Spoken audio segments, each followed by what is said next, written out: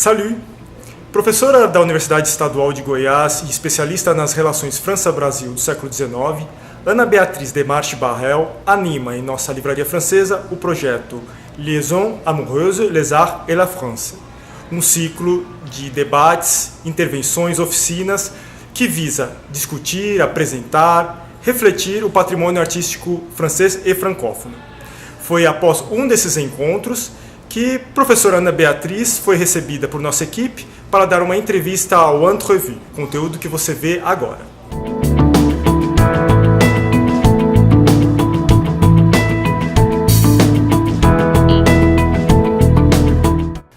Olá, professora. Muito obrigado por sua participação aqui no nosso Entrevue. Eu começo nosso bate-papo ainda tendo na memória bem fresca o que a gente teve hoje, há pouco, né, que foi a sua intervenção sobre essa figura incrível que é o Ferdinand Denis.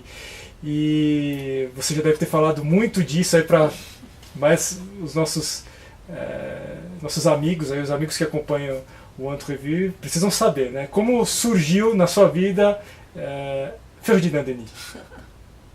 Então, eu gostaria de agradecer à Livraria Francesa por receber aqui os nossos encontros para falar sobre essa relação entre França e Brasil, entre França e as artes, né? O nosso ciclo se chama a França e as Artes. E nesse de hoje nós falamos bastante sobre esse viajante, né? O Ferdinand Denis, que é um personagem desconhecido, né? De muita gente, um personagem extremamente importante, sobretudo para a história literária brasileira, para a história cultural do Brasil, né? E falar sobre ele, sobre os escritos dele e como que eu cheguei até ele, né? Eu estava fazendo meu doutorado na França, né? Na Universidade de Paris III, Sorbonne Nouvelle, e comecei a estudar a relação, né? Essa definição da identidade nacional brasileira na literatura e quem foram os atores desse processo, né? De relação entre a França e o Brasil. E aí eu descubro que existe uma revista que se chama Revista Niterói, que foi escrita pelos rapazes do Grupo de Paris, Domingos José Gonçalves de Magalhães, Francisco Torres Homem e Manuel de Araújo Porto Alegre. E quando eles estão na França em 1836, eles entram em contato com pessoas que já tinham relação, já tinham uma história, né, de vivência ou de interesse pelo Brasil. E uma dessas pessoas é justamente o Ferdinand Denis, que já tinha voltado para lá, tinha vivido no Brasil de 1816 a 1819, e quando ele volta ele escreve várias obras sobre o nosso país.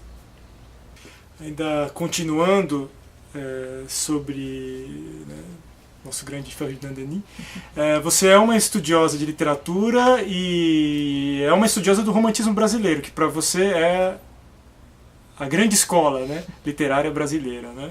Que é até, na minha opinião, até uma questão meio polêmica, né? Já que quando nós nos deparamos com a historiografia da literatura, se coloca com mais evidência, e aí me corrija se estiver falando alguma bobagem, se coloca mais em evidência escolas como o simbolismo ou o modernismo do que propriamente o romantismo, que até às vezes é visto com bastante ressalva, né? Na intervenção que você fez sobre o Ferdinand Denis há pouco, você coloca o Ferdinand Denis como o primeiro historiador, né, da literatura brasileira e ainda o responsável por ensinar, né, para pôr na prática os seus elementos teóricos através do seu conto Le Machacali, que você está traduzindo, né? Gostaria que você falasse um pouco mais sobre isso. Bom, então, evidentemente, essa questão de qual é a escola mais importante e tal, né, isso são considerações onde entram muito a avaliação pessoal do pesquisador, o seu gosto pessoal, mas existe um senso comum de que o romantismo, se ele não é a mais importante, ele é uma das mais importantes, juntamente com o modernismo, né? Sobretudo na definição de uma literatura brasileira, né? O Antônio Cândido, por exemplo, na sua obra Formação da Literatura Brasileira, e Momentos Decisivos, né? A formação da literatura brasileira para o Cândido, né? Nessa obra, ela começa, né? No final do século XVIII, né? Então, nesses momentos decisivos, né, o Cândido coloca, né, faz coincidir, digamos assim, a independência política do Brasil com a sua independência literária. Então o romantismo é um momento de fundação, né, da literatura nacional, de uma literatura brasileira, num momento em que nós tínhamos acabado de nos tornarmos independentes de Portugal, né? E muitas questões que são discutidas no romantismo, elas vão voltar à tona no momento do modernismo, com outras preocupações, com outras intenções, sob uma outra roupagem, mas muitas ideias do romantismo voltam a surgir no movimento de modernista, sobretudo no de 22, né? E essas questões eu discuti na tese, né, que foi publicada na França, eu fiz lá na Universidade de Paris III, e ela foi publicada em francês, né, o romance romântico da segunda metade do século XIX e os contos populares, diálogos com a França, porque sempre me interessou essa relação com a França, né, essa relação entre a França e o Brasil, de que forma a França influenciou na definição de um romantismo brasileiro, né, quem foram os atores, de que forma, através de que processos, que encontros aconteceram, né. E o Ferdinand Denis aparece nisso, né, como um grande passeur, né, transatlantique, uma pessoa que estabelece essas pontes entre a França e o Brasil, né. Estou traduzindo o conto do Ferdinand Denis, Le Machacali. Existe já uma tradução da professora Maria Cecília, da Universidade de São Paulo. E não é que o Ferdinand Denis ele ensina, né, como que a gente deve fazer literatura, mas ele nos alerta, né, ele nos sugere, né, para prestarmos atenção, valorizarmos a nossa matéria nacional. Nesse momento em que nós estamos definindo uma identidade nacional na literatura, ele nos alerta, olha, vocês têm matéria, né, os brasileiros têm matéria interessante para grandes obras literárias. Né? Vamos falar das civilizações que existem aqui, né? Das nações indígenas, da nossa paisagem, da nossa flora, da nossa fauna e dos problemas que são, né, inerentes a esse funcionamento da sociedade brasileira. Né? Então ele é digamos, uma pessoa que orienta, né, os jovens escritores desse momento histórico, né, e alerta para a importância de valorizar o que nós tínhamos aqui de disponível para transformar esses elementos em matéria digna de grande literatura. Né? Pararmos de olhar tanto para uma cultura europeia, né? Deixarmos o modelo clássico para valorizarmos o que nós tínhamos. É fascinante, né? O trabalho da pesquisa, bom, toda a pesquisa é fascinante, mas especificamente da história literária, né? Tem um encanto e suscita uma curiosidade assim enorme em pessoas que gostam, né, da cultura e se interessam pela história das mentalidades, enfim. Eu gostaria que você, que milita nessa área já há um tempo considerável, pudesse nos dizer assim, qualidades necessárias para o pesquisador deste campo, né, da ciência, né? Uhum. E aproveitando, né, pudesse colocar algumas referências, alguns autores francófonos, né, importantes para quem queira se aventurar pela pesquisa basicamente da história literária. Bom, então, realmente trabalho já há muitos anos com história literária e pesquisa sobre literatura. Sempre me interessei por essas relações França-Brasil, né, desde a faculdade, desde a minha graduação. Já foi o século XIX que sempre me interessou mais, né, essas relações entre civilização europeia e Brasil. E aos poucos eu fui, né, refinando um pouco isso e cheguei até a França, né. Acho que uma das características fundamentais para um pesquisador, bom, primeiro gostar de cultura, né, primeiro ter esse prazer com a leitura, né, não achar que isso seja uma coisa cansativa, porque senão, né, essa base é fundamental. E uma coisa que eu acho muito importante é que as pessoas acham que literatura é apenas o texto literário, mas a literatura eu entendo como uma manifestação da arte. Então, sempre considerar que a literatura ela pode permitir e permite estabelecer conexões com outras artes, com a pintura, com o cinema, com o teatro, né? E ter muita paciência, porque muitas vezes a gente acha que vai encontrar alguma coisa e acaba se enganando. Persistência, né? Ser uma pessoa que persiste e que não se deixa desanimar por algum em algum momento você imagina que você vai ter um resultado e acaba não sendo aquilo que você esperava.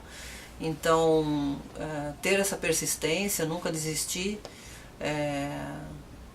e aprender também a aproveitar os momentos em que você tem grandes, belas surpresas, né? Na minha tese eu não imaginava que fosse encontrar um objeto interessante como é a revista Niterói, né? Desconhecida, que tem muita coisa ainda para ser dito sobre ela, e acho que essas são as características mais importantes de um pesquisador na área de ciências humanas, né?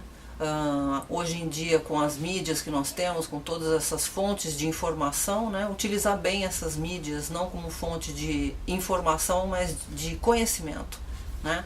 Dentro da internet você encontra muita coisa, então saber separar, né, o que é importante de fato. Eu acho que isso é muito difícil para um pesquisador jovem fazer, né, ele conseguir perceber o que é de fato importante e o que é irrelevante, né? Em relação aos nomes, né, de teóricos, existe um mar de pessoas para a gente citar, muita gente interessante, vou citar alguns.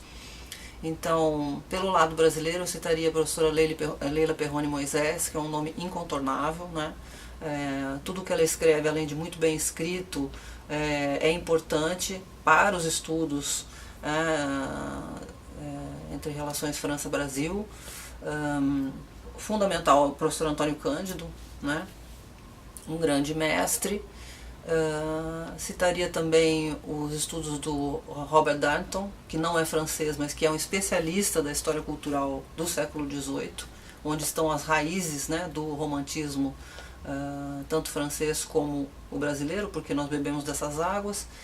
E o Roger Chartier, um grande estudioso, né? Tudo que ele escreve é importante e bom para os estudos literários, ainda que não seja especificamente teoria literária, mas está diretamente relacionado ao mundo da cultura, da produção do livro, né? Da leitura.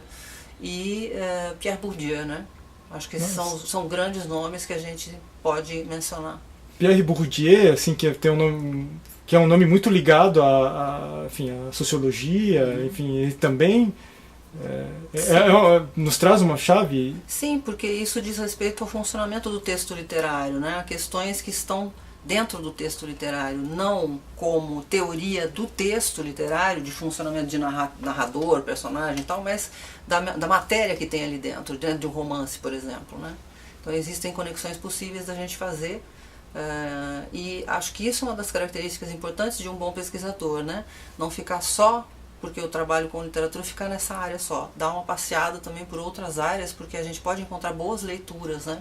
Que tragam um instrumental que vem de uma outra parte da ciência humana, mas que pode ser útil para a leitura de um texto literário, né? Eu acho isso importante.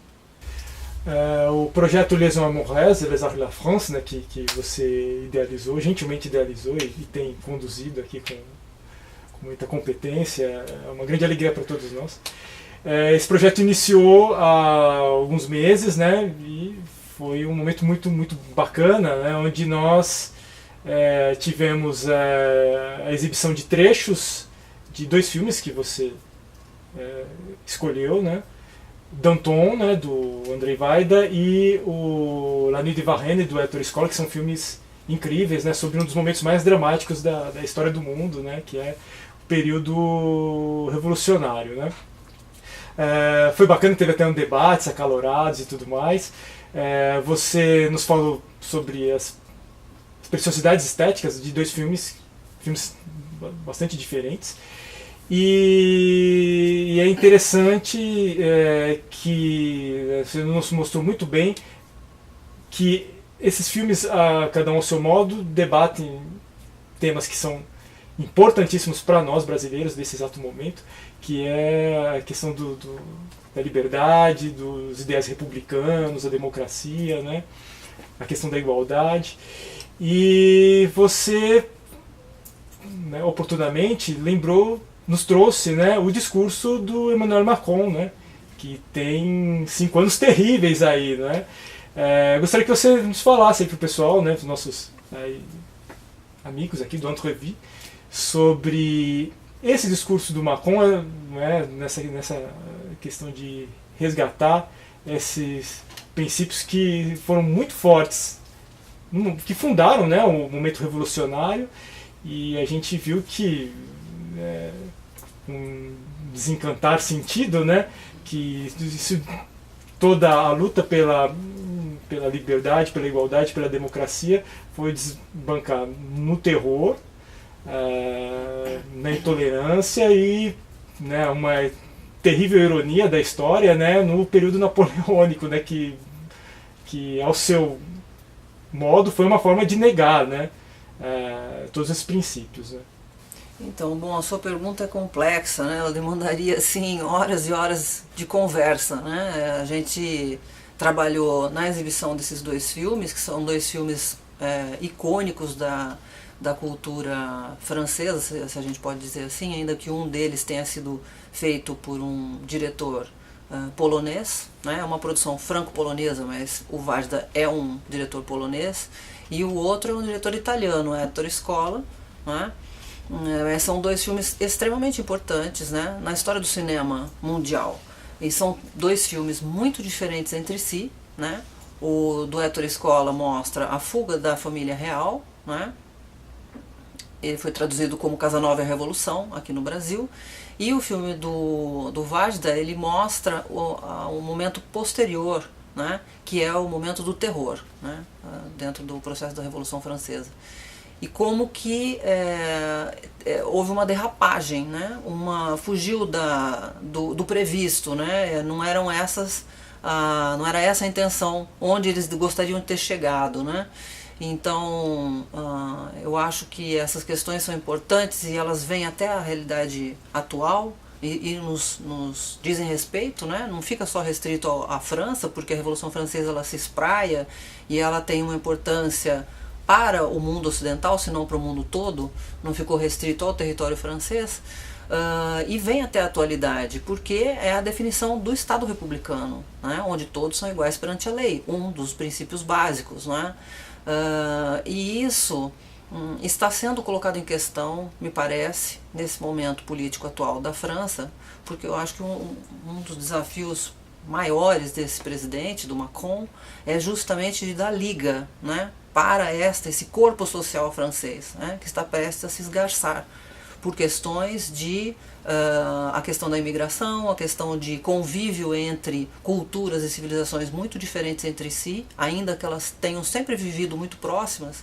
né, e se conheçam muito bem, mas elas têm pontos de atrito muito fortes, né. Então isso ameaça, né,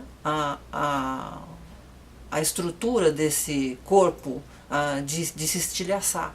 Então o projeto republicano se romperia, né? Então me parece que nesse momento um dos desafios mais importantes para esse presidente é de manter a sociedade coesa, né? E isso só se consegue quando existe um projeto nacional onde todos se sintam, né, implicados, né, tocados para um bem comum, o bem de todos, né? E isso está diretamente ligado ao processo da Revolução Francesa. Bom, antes de você nós recebemos, né, o Luiz Marra, nosso grande amigo, né, uma grande figura, né, um escritor, até recentemente lançou um livro que a gente gosta muito de dizer, que é o Crônicas do Crack, e é uma leitura que recomendo vivamente. E nós entrevistamos, né, Mônica Vieira o recebeu, e, né, provocativa ela ainda com o Luiz sobre a possibilidade de um paralelo entre a decadência do ensino médico, hoje no Brasil, e o esquecimento, o desprestígio da língua francesa. Eu lhe retomo aqui a questão, né? A gente pode, evidentemente, acreditando que há também uma perda de qualidade nos estudos das humanidades, né, e dos estudos literários, se a gente pode também traçar esse paralelo, essa linha entre o desprestígio da língua francesa e a decadência do ensino superior ligado à teoria literária, à literatura. O que me parece até um contrassenso, né, porque em francês se produz grande coisa, né, nesse ramo e nos sub-ramos, né, dos estudos literários, né. Mas eu acho que é uma questão pertinente. Você acha uma questão pertinente? Bom, então, Vladimir, a cultura, ela é um veículo, né? Ela serve para transportar cultura, né? Para transportar, a língua transporta a cultura, né? Ela transporta, é um meio de transmitir, de passar, né? Assim como a gente pode fazer transmissão de cultura através de imagens, mas a gente usa a língua, né? Uma língua nacional, uma língua, um idioma, para transmitir cultura. Então sempre o aprendizado de um idioma é sempre um ganho, qualquer que seja ele. No caso da língua francesa, que é a nossa querida, né, o nosso foco de interesse, através da língua francesa, a América Latina, a América do Sul, o Brasil, entrou em contato com a civilização europeia. A gente não pode esquecer que durante muito tempo, né, a língua de cultura do mundo ocidental foi o francês. Então todos os nossos românticos, excetuando o Gonçalves Dias, que lia alemão, todos eles eram francófonos e francófilos. Então toda a cultura europeia, ela chegava ao Brasil e era absorvida no Brasil e divulgada no Brasil através de traduções do francês. Então quando o francês perde esse espaço, e isso vai acontecer sobretudo de uma forma acentuada depois do final da primeira metade do século XX, né, esse espaço vai ser ocupado pela cultura norte-americana, né? O francês, ele deixa um vácuo, e nesse espaço entram vários produtos, né, culturais que vêm dos Estados Unidos. Então eu acho que sim, né, acho que existe uma perda, né, de qualidade em muito do que se faz hoje, não apenas no ensino superior, não, no ensino superior, no ensino médio, no ensino fundamental. Na época em que eu estudava, né, a gente aprendia francês nas escolas, né, e isso não existe mais, nas escolas públicas isso não existe mais, as línguas que são oferecidas são o inglês e o espanhol, né, de uma maneira muito precária, muito frágil. Então eu considero que sim, que existe um vínculo, né, uma ligação entre essa perda de qualidade, sobretudo no que diz respeito à área das humanidades, porque a língua francesa sempre foi um meio de transporte, né, para que os alunos, né, o alunado brasileiro, a formação da intelectualidade brasileira recebesse cultura europeia, recebesse cultura francesa, né, através desses livros, desses romances, desse material todo que chegava divulgado através do francês, né. E pensando também que os estudos franceses, né, na área de ciências humanas, eles são muito fortes, têm uma tradição longa, né, e na América do Sul, na América Latina,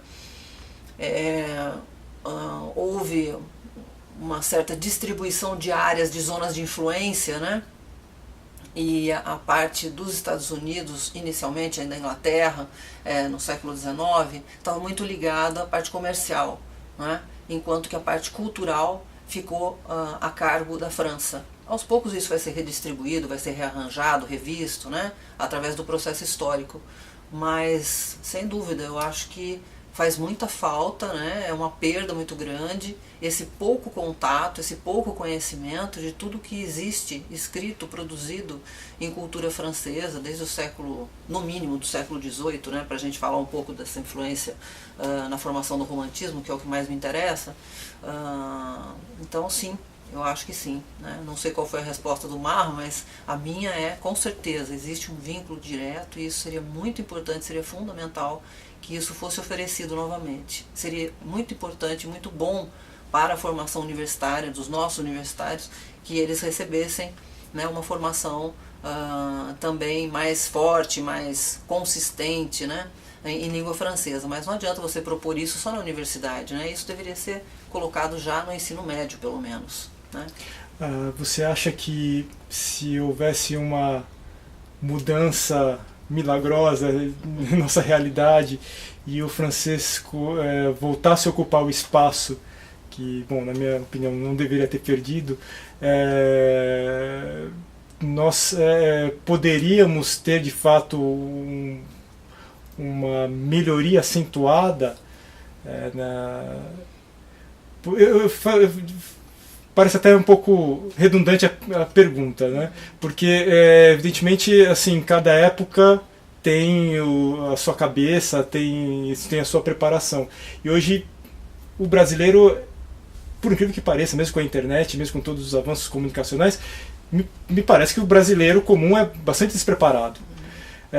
Você acha que a língua francesa daria conta de, né, rearranjar Eu acho que isso não pode ser colocado só nos ombros né, da língua francesa, coitada, mas acho que o ensino da língua francesa não viria resolver todos os nossos problemas, né? Os nossos problemas têm outras raízes, outras motivações e que não passam pelo ensino, pela oferta de ensino em língua francesa. Mas aprender um outro idioma sempre uma porta de entrada para outra cultura. E isso, por que isso, né? O fato de você ter tirado, disso ter ter um espaço reduzido hoje, ou de ter sido eliminado, né, não ser oferecido mais, tem consequências importantes, né, no prosseguimento dos estudos e da sociedade, porque tem uma carga muito importante de valores humanísticos, né? Quando você ensina um outro idioma, é uma porta de entrada para uma outra cultura, portanto, é uma porta de entrada para você descobrir como que o outro pensa, como que ele entende o mundo, qual o ponto de vista a respeito de um mesmo objeto que você vê de um outro lugar, né? Saber o que foi escrito naquele idioma em termos de poema, em termos de conto, de romance, de história em quadrinho, o que foi feito em termos de filme, né? Então, assim, é um universo que se abre. Se você deixa de propor isso e você só propõe, por exemplo, ensino de língua inglesa, né? Você poderia ter 3, você deixou de ter uma, você fica oferecendo só 2, né? Então você deixa de ter essa riqueza, né? Então isso é redutor, isso é empobrecedor, né?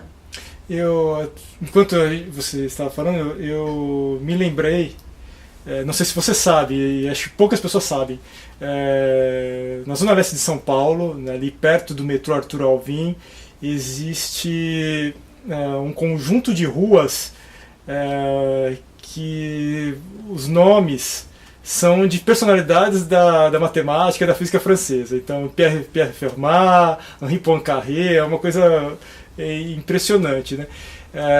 Provavelmente um apaixonado desse ramo do conhecimento, né, deu esses nomes e tinha francofilia nas veias, né? Talvez isso é um exercício de previsão, quem sabe, né? Por mais que a gente, quando se olha para o Brasil, se pinta um cenário bastante desanimador, o brasileiro guarda muito de admiração, ou pelo menos foi uma herança dos antigos essa admiração à cultura francesa, né? Até mesmo nós havíamos falado no evento que aconteceu há pouco, né, que o Brasil tem a maior rede de alianças francesas do mundo, né, que é uma coisa assim super importante. Você acha que essa semente dos antigos, quem sabe, possa germinar aí no futuro? Bom, isso depende basicamente de políticas públicas na área da educação, né? Então a gente teria que ter, né, homens e mulheres públicas, né, políticas que voltassem a valorizar o ensino do francês. Essa é a primeira coisa, né? Porque, por exemplo, esse exemplo que você acaba de dar sobre a Zona Leste, né, e eu não sabia, né, que existe esse lugar onde tem várias ruas com nomes de matemáticos e físicos, personalidades da área de exatas do universo francês, né? Bom, eu tenho certeza que a maioria, quase totalidade das pessoas que passam por ali, talvez não consigam nem saber como se pronuncia, né? Devem pronunciar de uma outra forma errada, não sabem quem é, né? Se tiverem curiosidade, vão procurar no Google para ver quem são essas pessoas, né? Mas então, assim, esse conjunto de ruas está fadado a ter nomes que não significam nada para as pessoas que passam por ali, a não ser que a gente tivesse a referência. Aí elas passam a ter um sentido, um significado, né, a valer alguma coisa, a fazer sentido para essas pessoas que circulam nessas ruas, porque senão são ruas que têm nomes quer dizer, pessoas, mas eu nem sei quem são, nem sei o que elas fizeram, né? Então, assim, isso é muito grave, né? Isso é, assim, enfim, é uma coisa interessante da gente perceber que existe isso em São Paulo, né? Eu espero que sim. Eu espero que um dia voltem a considerar que o ensino de qualquer idioma, o aprendizado de qualquer idioma é uma coisa extremamente importante. E aí entra o francês, né? E que isso volte a ter o seu espaço. Mas né? Para isso, belas palavras não bastam. A gente tem que ter atitudes que sejam consequentes. Para isso, você tem que ter políticas públicas que permitam, de fato, a volta do ensino do francês nas escolas, e de uma maneira responsável, de uma maneira, né, consistente. Fornecer meios para esses professores, né, ensinar o francês de uma maneira a que faça sentido para esses alunos também. Porque, apesar de existir sim, né, uma imagem positiva de a França como um país de cultura, né, existe também gente que associa a França, né, à Europa, ao velho mundo e a coisas que estão completamente desconectadas de conceitos como tecnologia, não é? Como indústria de ponta, como modernidade. E isto é desconhecer um lado extremamente importante do continente europeu, que é sim, né, de produção de tecnologia de ponta, de grandes indústrias e de modernidade. Isso está também no velho mundo, né? Então a gente precisa ensinar o francês de uma maneira que faça sentido para os brasileiros. E não que fique como uma coisa decorativa, de enfeite, porque existe uma imagem da França como um país do luxo, como um país elitista, não é? E o que de fato, né, é verdade, procede, né? Existe uma indústria do luxo fortíssima na França, né? Mas a França também não é só isso. Ela também tem história em quadrinhos, ela também tem uma gastronomia que não é só elitista, né? A França é um país muito rural, ela tem um patrimônio rural fortíssimo, é o seu carro-chefe. Se você pensa nos grandes... Quando a gente fala França, eu fiz isso já para alguns alunos, né? Eu falo França no que você pensa. Primeira coisa, perfume, moda, maquiagem, não sei o quê, mas também tem o vinho, também tem o queijo, também tem o pão. E essas coisas vêm de onde? São todos produtos, né, que estão ligados ao universo rural. E isso faz parte do dia a dia das pessoas na França. Então a gente fala, vinho é uma coisa que está ligada ao luxo, é uma coisa de elite, é uma coisa de rico, né? Mas, né, como que isso é no continente europeu, como que isso é na França? Pão, queijo, né? E passar essas ideias, quer dizer, explicar de onde vem isso, qual o lugar que essas coisas ocupam dentro do dia a dia dos franceses, né? Para nós isso talvez chegue porque não tem a ver com os nossos hábitos, né? Mas explicar que para eles, né, isso é o dia a dia, né? Se come pão todo dia, se come queijo todo dia, se toma vinho em todas as refeições praticamente, né? Então a gente tem que dar uma noção real do que é a língua francesa, para que ela serve, a que ela está ligada, né? Que ela não faz... desmistificar um pouco essa ideia da França, assim como existe um estereótipo, né, de todos os países, de todas as nacionalidades, existe um estereótipo para nós brasileiros, existe um estereótipo francês também, né? E esses estereótipos, eles são sempre redutores, ainda que eles colem, né, com uma parte que é real, né, eles colam numa parte, sem conseguir ver o todo, né? A França não é apenas o país do luxo, ela é o país do luxo, isso é verdade, mas existem outras coisas e que completam essa parte. É isso. No dia 16 de dezembro, né, nós teremos o novo encontro do Liaison Amoureuse, Les Arts et la France. Título bacana, né? Liaison Amoureuse, né? Eu adoro esse título, eu adoro falar, né? E você vai nos falar sobre cinema, junto com o nosso Pierre Cortez, né? Nosso grande amigo e tal, né? Aqui, nosso guerreiro aqui da Livraria Francesa. Conta como vai ser, e tem a ver com o Poderoso Chefão, né? Eu fico pensando, meu Deus do céu, The Godfather, assim, entrando aqui. Conte aí pra gente sobre esse evento do dia 16 de dezembro. Bom, então, Vlad, dia 16 de dezembro nós vamos ter aqui o nosso encontro, acho que vai ser o último do ano, né? Se a gente não inventar mais nada, porque a gente vai inventando cada vez mais coisas. Então, vai ser, acho que a nossa última intervenção do ano, desse ciclo de conferências que eu chamei de Liaison Amoureuse, né, brincando um pouco com o livro Liaison Dangereuse, então não tem perigo, né? É uma relação de amor entre a França e as artes, né? Então, por isso que no primeiro evento, né, a gente fez um trabalho sobre a arte do cinema, no segundo sobre as pinturas, né, sobre quadros, no terceiro, hoje, a gente fez sobre a literatura, e vamos fazer então no último, esse quarto encontro, com o cinema novamente. E a gente escolheu por que The Godfather, né, que eu me recuso a chamar de O Poderoso Chefão, acho essa tradução horrível, sobretudo porque nós temos a palavra, né, o padrinho, que tem tudo a ver com o filme, muito mais do que O Poderoso Chefão, mas enfim, por ser um filme de gangster, né, talvez o tradutor, eu não sei quem é o responsável pela tradução do título do filme, mas ficou O Poderoso Chefão e colou, né, e deu certo, e todo mundo conhece o filme por esse nome. Mas a gente escolheu, vai ser com Pierre Cortés, né, que é um colega aqui da livraria francesa e que tem uma formação com cinema, e conversando, eu sou uma cinéfila, né, declarada, e gosto muito dessas relações entre literatura e outras artes, por isso que eu sempre me interessei por cinema, sobretudo, e por pintura, né, para fazer a conexão, né, entre essas três áreas de conhecimento. E conversando com o Pierre, descobri que ele tinha essa formação de cinema. Eu falei, então aí a gente foi conversando, vamos fazer algo sobre isso, né?